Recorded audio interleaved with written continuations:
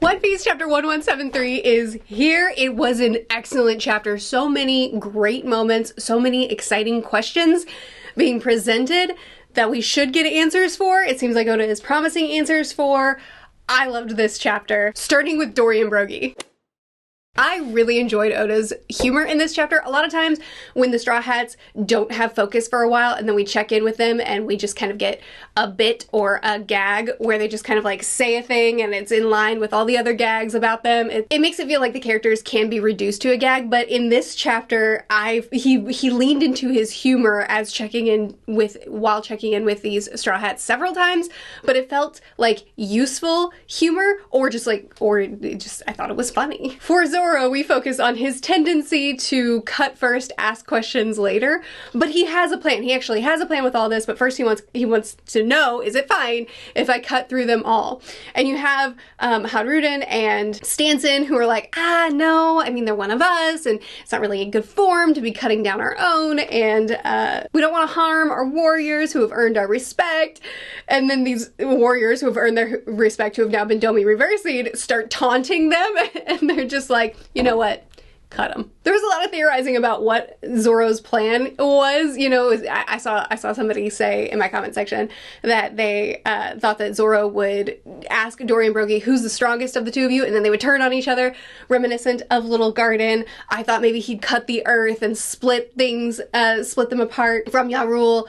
I did not expect, nor did I see anyone predict Goomba hopping. I did not expect him to just bounce. I mean, he jumped off of, I believe that was Hadruden's shoulder, and then launched himself up into the air and was bouncing on the heads of each of the giants until he got to the right angle where they were all turned and surrounding him. So I guess he was doing, the way I'm reading this is that he hopped off of Hadruden's shoulder up into the sky and then was doing this as a distraction because they were all facing Yarul and that was their focus. And so Zoro was doing this to get them all to turn toward him, so that we get the perspective of this amazing panel of Zoro up high in the air, everyone, all these demonic faces turned toward him and up, and then he goes into crossing the 6 paths. So he basically turned their attention to him instead of what their target was, had them all circled up together because of the distraction of his Goomba hopping,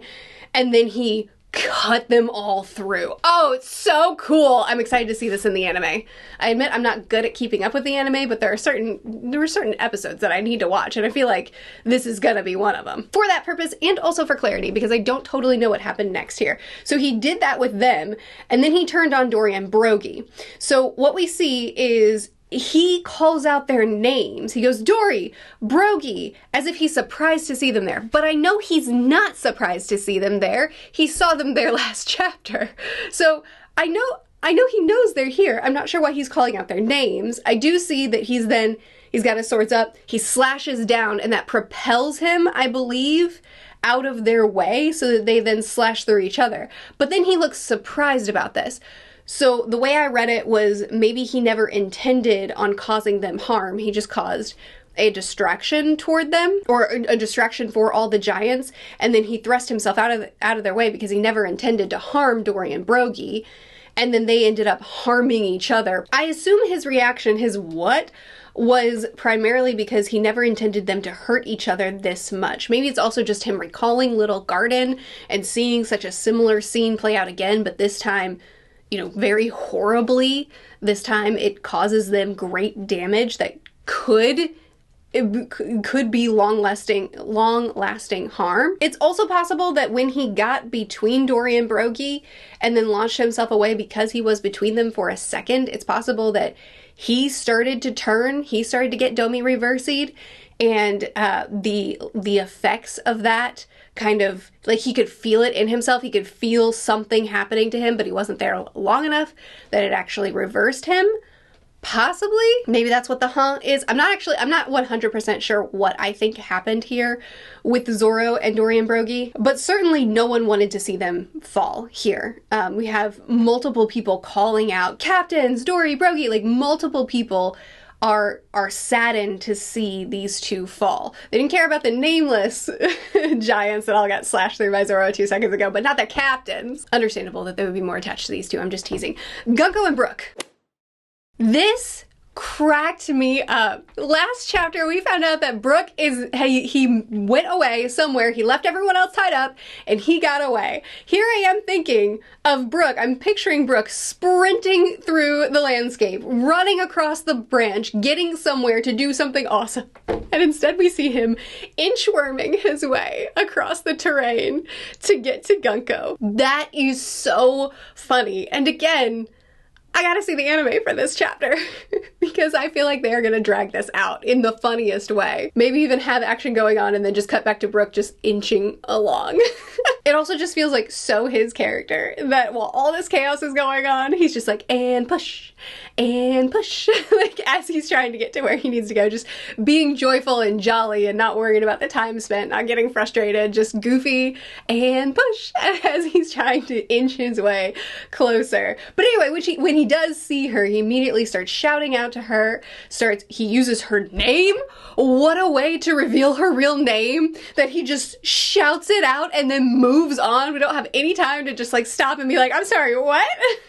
Is that you, Princess Shuri? He mentions that she looks just like her with the hair, with the eyes, but she should be 80. Now we know that those that are in covenant with Emu also get immortality depending on their level of covenant. So her still being young, her youth being preserved, that's not really a surprise. I mean, I know we have a lot of old farts in covenant with us currently with the elders, but I mean, they could have been made covenant with him as old farts. And when Emu removed the covenant from Saturn, my interpretation of that scene was that he then turned into the age he truly was, and that was why he disintegrated like that, because he's truly, you know, hundreds of years old, and his youth, so to speak, has been preserved rather than him just continuing to decay into a corpse, but like a living corpse. Obviously we don't know all the details around it all, but him saying you should be 80, you know, it doesn't surprise me that, you know, she doesn't look 80, especially since she's clearly in a higher up covenant with Emu. Since she's in the flower chamber, Emu is taking over her body, which Emu did do with Saturn at the God Valley flashback, but we haven't seen him do this very much. So one would think that that's more of like the most elevated covenant status, probably. Anyway, Brook seeking out Gunkko, not surprising. Brook having history with her, calling her by a different name, not surprising.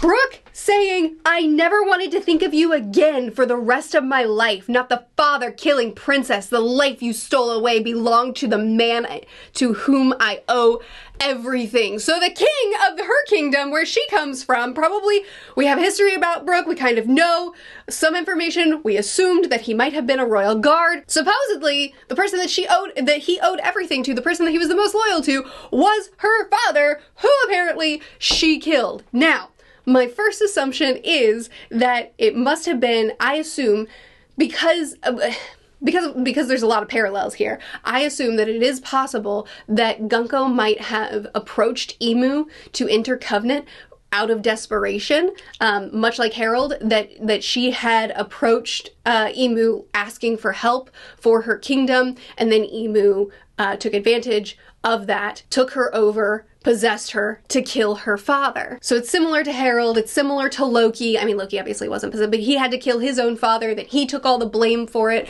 when it really wasn't in any way his fault. And then the people who loved him, well, the people who should have loved him turned on him and assumed the worst of him, and now that's essentially what's happening with Gunkko and with Brook. That's my first assumption. It's also possible that she was just a wicked daughter who turned on her father and then submitted herself to Emu, but I think that that's a lot less likely, because as soon as Brook reminds her of who she was and what their history is, she snaps out of it. She begins to remember, and then as soon as she's remembering, she's like, Brook, run. She's releasing the bondage on everyone. The arrow is going wonky. She doesn't seem to be wanting to do this. Her suppressed memories seem to be, there's a reason Emu wants them suppressed, right? It's probably not because she willingly entered into this covenant out of wicked intentions. It's probably a vulnerability exploited, much like what was with Harold. Which means we once again have a situation where Brook has the wrong story. He has the wrong information. He possibly witnessed something that wasn't true. With Loki, the people closest to him saw it and knew what was true and tried to protect him the best way that they could. But unfortunately for Gunkko, or Shuri, it seems that the person closest to her, the person who potentially witnessed it happen, didn't understand and turned on her and never wanted to see her again. Super fascinating, very potentially tragic story that we could unfold just now, but we've also been back in the present day, coming out of a very long flashback for 2 chapters now, so I don't think we're getting it yet. It wouldn't surprise me if we did this whole battle climax, you know, in Elbaf, and then at the end of the arc, then Brook tells his story, and then we get our flashback with Brook and Gunkko. From there, we could learn about their whole history, about what happened to her, about her approaching Imu or Imu approaching her, either way, about her entering covenant with Imu, which then could give us more information on Imu, on the covenant system. This could potentially open up a lot of the questions that we have about this whole system that's been introduced recently, as well as potentially more information about Imu as well. I mean, there's a lot of potential with this flashback if Oda decides to divulge us, which I think he will. It is interesting to me that Imu is seemingly offended at Gunkko, where when Imu realizes, oh, you're remembering? How dare you? And then takes her back over, regains control, and then turns Gunkko back into, you know, this merciless person that we've been introduced to up to this point. This is me also this whole time I've been assuming that Shuri actually is Gunkko. Obviously there is the opportunity of a parallel with Shanks and Shamrock instead of Harold and Loki, you know, where we see someone, they look exactly like someone else in the story. We're introduced to Shamrock, he looks exactly like Shanks, and then it's, how do you look so similar? And people are mistaking them, and there's going to be an identity thing between those two, but that hasn't been explored as much in this arc, so I assume the parallel is more going to be with Harold and Loki, which has already been unpacked largely. But I mean, she could just be a twin, you know, just like Shanks and Shamrock. It's possible. I doubt it though, because when Gunkko first saw Brook, she had that little flashback of like the father, which I suppose could be the twin watching her sister kill her dad. But I don't know. All signs point right now to Gunkko is Shuri. Anyway, the panel where Gunkko / Imu attacks Brook, and he has his shield out and she goes full force with the spear, I guess. Shut thy mouth, what are thee to Gunkko? Oh, it's such a good panel, and it's so good as far as watching Imu take her back over, referring to her as a third person, not even trying to pretend to be her, but instead wanting to know, which is interesting too, because that means that when Imu suppressed Gunkko's memories, he didn't try to take them. And when Imu is in Gunkko's body, he doesn't have access to those memories either. When she's remembering things and wanting Brook to run, he's not seeing what she's seeing. It's small, but it does tell us a little bit more about what access Imu truly does have. He can suppress the memories, but he doesn't seem to either he doesn't want or he can't access them. Meaning, I suppose, he can control, but he can't possess memories and you know, that sort of personality, so to speak. But this also gives us the confirmation that Gunkko can snap out of the memory suppression and the possession, so to speak, what Imu is doing to control her. So one would assume that Brook is going to be able to snap her out of it, and then we'll just see what comes from there. It is pretty exciting because this does give Brook the opportunity of more family than just Laboon. Brook's been on his own for all this time. He finally has Nakama. That's really valuable to him. And when this is all said and done, he's going to go back to Laboon. Potentially, possibly, this means that there's opportunity for a little bit larger of a family for him to return to. Potentially, the two could return to Laboon together. But also, Brook is just such an MVP. And like every time Brook gets the spotlight, he's amazing. In Thriller Bark, in Whole Cake Island, here he's facing against Imu before Luffy. Which of course he doesn't realize that, but it's still cool for Brook. Last section, Smers. Actually, before Smers, continuing to speak on Oda's humor in this chapter, Usopp is a gag in this chapter. Like, we did some of the Zoro gag, but it was elaborated and it was actually used in the story. It wasn't just like a cut back gag, okay, cut over here now. Like, I think we got a lot of in Egghead with the Straw Hats. It was useful. And then the gag with the giants that were, you know, saying, no, don't cut them down. And then there was a slight made against their character and they were like, cut them down. With Usopp, it is just a gag, but it was so funny to me that he went free and he went straight to, yeah, my mental powers did that, which at first I'm just like, okay, Usopp taking credit. But then in the background, in the next panel, he's reaching up into the sky, pointed at one of the nightmares as if he thinks, like, he believes it. It wasn't just Usopp taking credit. He actually believes that his mental powers did that. And then immediately he turns to one of the nightmares and he's like, get him! Go away! Gotcha! Which is just absolutely hilarious to me. So we have the kids marching along. Smers this entire time has been very arrogant, very lazy, where he's just like, I could be sleeping through this whole thing. It's so easy. Let's get out of here. Let's wrap this thing up. Let's move forward. You know, he's been very passive through it all because, frankly, the three powers that Gunkko, Smers, and Killingham are using together, it's pretty effective. I mean, I don't blame him so much. But here he is just like, let's go. Keep a moving. You know, Colin is still fighting and Smers still doesn't care. And we can see the boat is right there. We're at the point where Oda promised us last chapter, when you get here, something has to happen, because this is the spot where all hope is lost if something, you know, doesn't happen.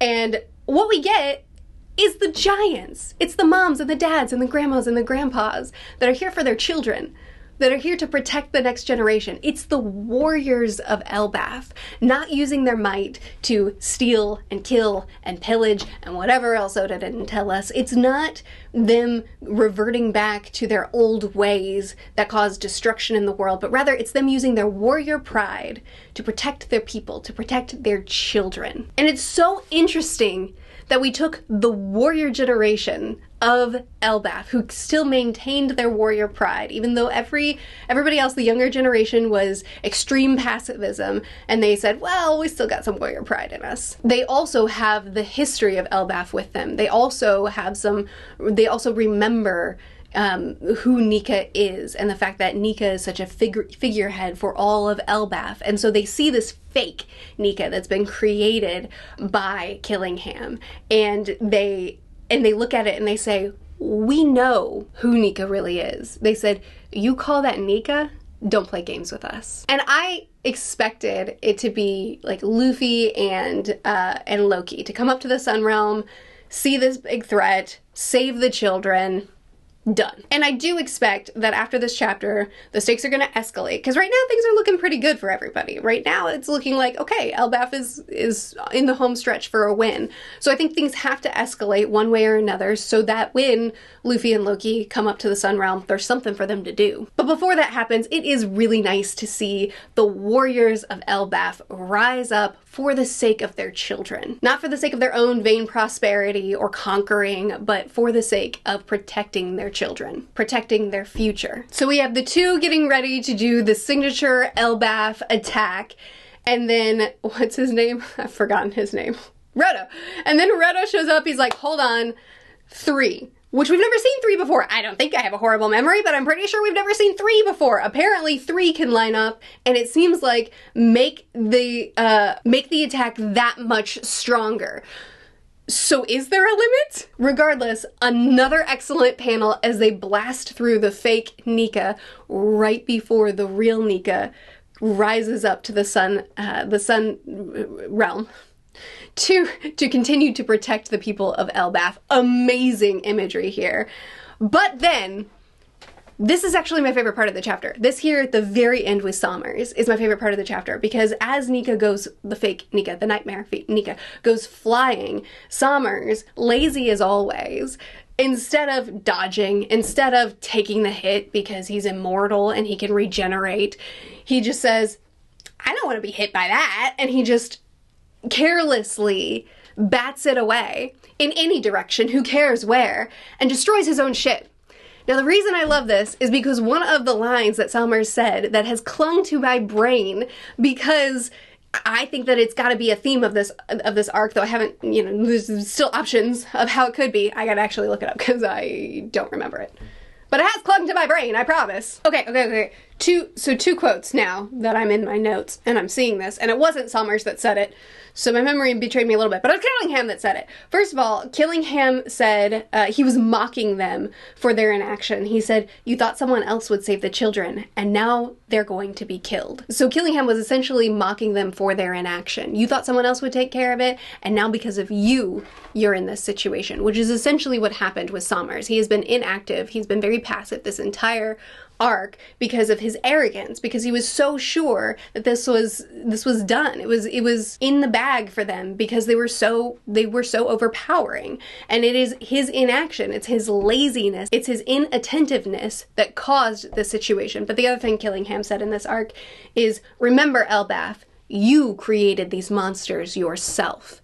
And once again, this one's maybe more of a stretch, but once again, we're looking at Smers and the monsters that Killingham created, but they as a team created, now being the force that destroys the thing that was supposed to have them complete their mission. So it's their, maybe mostly Smers, but it's their inaction and their nightmares that are their own destruction. And I just think that's so poetic. Also, another thing that was said that I put in my notes because it seemed like it was thematic was Gunkko, when she said, "Those arrows are the confirmed path of my very future, a declaration of unavoidable violence, but it is possible for me to change the course." This line alone has made me think that Gunkko was going to snap out of it.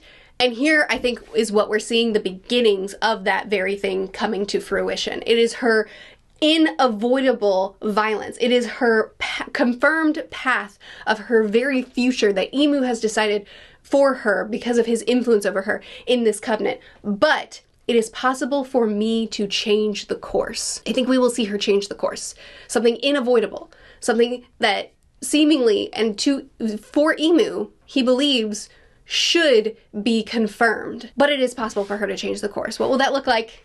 I think we're gonna find out next chapter, or at least in part. And I'm very excited. Please chat with me more about this in the comments. I would love to hear your thoughts. I'd love to see what stood out for you in this chapter, what you're thinking about what's to come next. I thought it was a great chapter. I'm really glad we don't have a break next week. I'm excited to see what comes next. Please chat with me more in the comments. I'll see you again soon. Bye.